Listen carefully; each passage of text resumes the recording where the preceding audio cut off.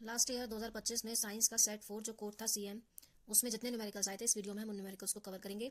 I hope ये numericals आपको समझ में आ रहे होंगे, तो आप इस वीडियो को मिस मत करिए। कंटिन्यू सारे सेट के सॉल्यूशन आपको मैं दूंगी। तो चलिए हम डायरेक्ट वीडियो पे शुरू करते हैं। इसमें हमारा फर्स्ट क्वेश्चन है, कांच का अपवर्तनांक 1.5 है, वायु में प्रकाश की चाल 3 गुणा 10 की घात 8 मीटर प्रति सेकंड है, तो कांच में प्रकाश की चाल कितनी होगी। ये लास्ट वीडियो में हमने सेम क्वेश्चन किया था, सेम टू सेम वैसा ही। चलिए देखते हैं कैसे करेंगे। देखिए, अपवर्तनांक का फॉर्मूला क्या होता है, एन बराबर सी अपॉन वी।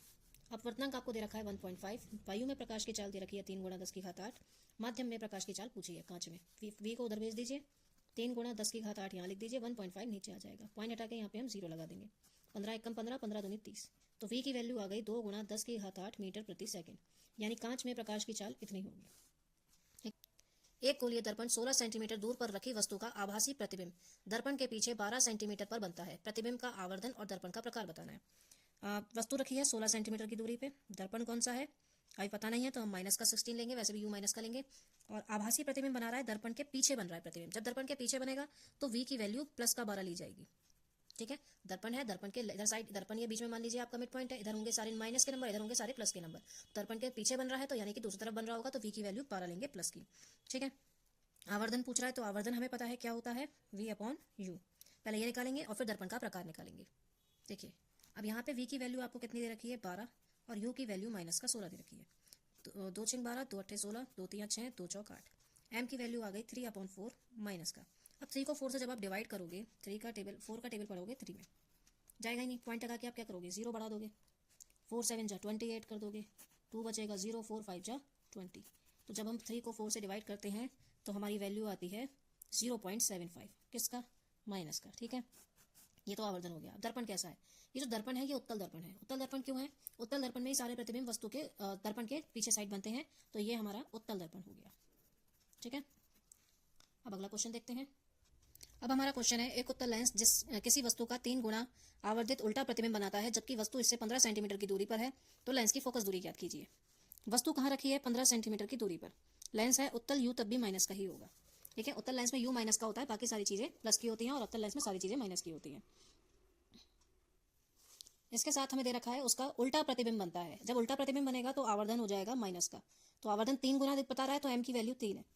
ठीक है, 3 गुना आवर्धित प्रतिबिंब बनता है, और उल्टा बनता है तो माइनस का बनेगा, और आवर्धन यानी दे रखा है एम की वैल्यू 3। अब आपसे ये पूछ रहा है कि एफ की वैल्यू क्या है, तो उसके लिए पहले आपको वी फाइंड करना होगा, उसके बाद ही आपकी एफ की वैल्यू आएगी। एम होता है वी अपॉन यू।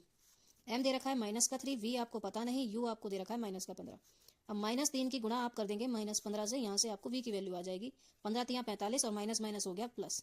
तो प्रतिबिंब कितनी दूर बन रहा है, 45 सेंटीमीटर की दूरी पे बन रहा है। अब यहाँ पे आप एफ निकालोगे, कैसे निकलेगा, लेंस के सूत्र से।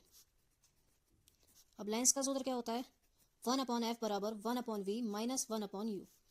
अब वी आपका 45 माइनस यू की वैल्यू माइनस 15, माइनस माइनस हो जाएगा प्लस, 45 और 15 की गुणा कर देंगे, 15 एकम 15, 45 एकम 45, 45 और 15 हो, तो यहाँ 15 से 60 को काट देंगे, 15 चौका 60, ये आ गया 4/45, 1 अपॉन एफ की वैल्यू। एफ के सामने लिखा है 45, इसको डिवाइड कर देंगे 4 से, 4 एकम 4, 4 एकम 4, 1 बचा, 4 दूनी 8, 4 पंजे 20, तो उसकी फोकस दूरी होगी 11.25 सेंटीमीटर। आई होप ये क्वेश्चन आपको समझ में आ गया होगा। चलिए अगला क्वेश्चन देखते हैं। हमारा अगला क्वेश्चन है, दिए गए परिपथ में अमीटर ए जो लगा है, इसके द्वारा प्रदर्शित विद्युत धारा बताइए। इस पूरे परिपथ में कितनी विद्युत धारा बह रही है ये आपको बताना है। बैटरी लगी हुई है 8 वोल्ट की, 4 प्रतिरोध तार लगे हुए हैं। तो सबसे पहले इन चारों को सॉल्व करके हम यहाँ पता करेंगे तुल्य प्रतिरोध कितना है, वोल्टेज दे रखी है, आई की वैल्यू आ जाएगी। सबसे पहले आप इनके नाम रखिए, ये R1, ये R2, ये R3 और ये R4। अब जैसे ही बैटरी हमने ऑन करी तो करंट कितना बहना शुरू हो जाएगा, इस पॉइंट पे आके करंट के पास 2 रास्ते हैं जाने के, या तो ऊपर या तो नीचे। दोनों में जाएगा, ऊपर I1 और नीचे I2। जैसे ही करंट के टुकड़े हुए तो समांतर क्रम लगेगा, लेकिन उससे पहले हम ये देखेंगे कि टुकड़े होने के बाद क्या करंट किन्हीं 2 तारों में एक जैसा तो नहीं जा रहा।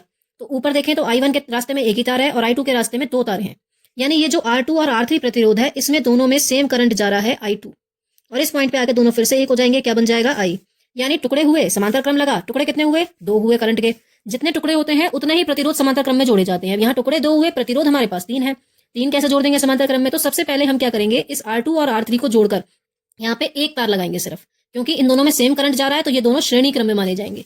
तो यहाँ लिखेंगे R2 व R3 श्रेणी क्रम में है।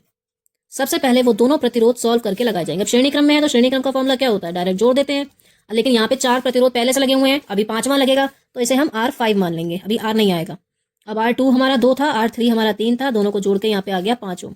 यानी इन दोनों तारों को हटा के यहाँ पे दूसरी तार लगाई जाएगी। यानी अगर इस डायग्राम को फिर से बनाऊं मैं, बैटरी लग जाएगी यहाँ पे 8 वोल्ट की, ऊपर यहाँ पे एक डिब्बा बनेगा, ऊपर 5 एम्पियर की तार, 5 ओम की तार ऐसी रहेगी। यहाँ पे 2 थे तो यहाँ पे अब एक तार लग जाएगी, यहाँ पे एक प्रतिरोध लगा हुआ है, ये 8 वोल्ट की बैटरी है, ऊपर 5 ओम का प्रतिरोध है, और यहाँ पे 2 तार थे, 2 और 3 के, दोनों को जोड़ के हमने कितना बना दिया, 5 ओम, और यहाँ 1.5 ओम का हमें दे रखा है। इसे R1 माना था और ये हमारी R5 निकल के आई और ये हमारा R4 बचा हुआ है। ठीक है, अब ये प्रतिरोध कुछ ऐसा हो गया। फिर से जब बैटरी ऑन की तो करंट गया I, यहाँ पे आके करंट के पास 2 रास्ते हैं, ऊपर I1 और नीचे I2। दोनों में अलग अलग करंट जा रहा है, टुकड़े हुए करंट के समांतर क्रम लगेगा, और समांतर क्रम कितने टुकड़े हुए, 2, तो 2 ही प्रतिरोध समांतर क्रम में है। I1 के रास्ते में केवल एक प्रतिरोध है, I2 के रास्ते में भी केवल एक ही प्रतिरोध है, तो ये दोनों अब समांतर क्रम में हो जाएंगे। तो यानी R1 व R5 समांतर क्रम में है। अब यहाँ पे सॉल्व होगा, समांतर क्रम का फॉर्मूला क्या होता है, 1/R बराबर R1 और R5। अब यहाँ पे हम छठी तार लगाएंगे, क्योंकि अभी भी सॉल्व करके एक फाइनल प्रतिरोध नहीं आएगा, इसके बाद ये बचा हुआ है, तो यहाँ पे अब छठा लगा देंगे। 1/R6 की वैल्यू आ जाएगी, R1 है 5 और R5 भी आपका कितना आया, 5 आया। दोनों को जोड़ देंगे, एलसीएम आ जाएगा 5, एक और एक जोड़ दिया जाएगा, 2/5। अब R6 के सामने क्या है, 5, तो R6 की वैल्यू हो जाएगी 5/2। 5 ऊपर चला जाएगा, 2 नीचे। जैसे ही 5 को 2 से डिवाइड करोगे आंसर आ जाएगा 2.5 ओम का। ठीक है, यानी कि अगर जब ये प्रतिरोध दोबारा बनाएंगे, यहाँ पे ऊपर 2 तार थे, दोनों को सॉल्व करके अब एक ही तार लगा दिया, और यहाँ पे एक पहले से लगा हुआ है। ये हमने छठा प्रतिरोध लगाया 2.5 ओम का, और यहाँ पे 1.5 ओम का प्रतिरोध अभी हमारे पास बचा है, 8 वोल्ट की बैटरी है, ये चौथा प्रतिरोध है, ये छठा है। जैसे ही बैटरी ऑन हुई, करंट बहना शुरू हुआ, I इसमें भी कितना गया, I, और इसमें भी कितना गया, I। कहीं पे भी करंट के टुकड़े नहीं हुए, तो R6 और R4 दोनों श्रेणी क्रम में माने जाएंगे। हम तब तक सॉल्व करेंगे जब तक इस पूरे प्रतिरोध में, पूरे परिपथ में एक ही प्रतिरोध नहीं रह जाता। तो लिखेंगे R4 व R6 श्रेणी क्रम में है। जब ये श्रेणी क्रम में है, अब फाइनल प्रतिरोध लगेगा, इनके बाद कोई तार बची नहीं सॉल्व करने के लिए। R4 आपको 1.5 दे रखा है, और ये आपने 2.5 निकाला। जैसे ही आप दोनों को जोड़ोगे, 1.5 और 2.5 को, 5 और 5 10, 2 और 1 3 और 1 4, 4.0 ओम का आ गया। उससे पहले प्रतिरोध नहीं पूछा, करंट पूछा है। वोल्टेज आपको दे रखी है 8 वोल्ट की। ओम का नियम क्या कहता है, V = IR। V की वैल्यू 8 है, I आपको पता नहीं, R अभी आपने निकाला है 4। 8 को डिवाइड कर दीजिए 4 से, 4 एकम 4 और 4 दूनी 8, तो कितना करंट बह रहा है, 2 एम्पियर का करंट बह रहा है। ये हमारा आंसर है। ठीक है, ये क्वेश्चन समझ में आ गया होगा। इस सेट में जितने क्वेश्चंस थे उनको हम सॉल्व कर चुके हैं। मिलते हैं अपनी अगली वीडियो में, तब तक आप इन क्वेश्चंस की प्रैक्टिस जरूर करिएगा।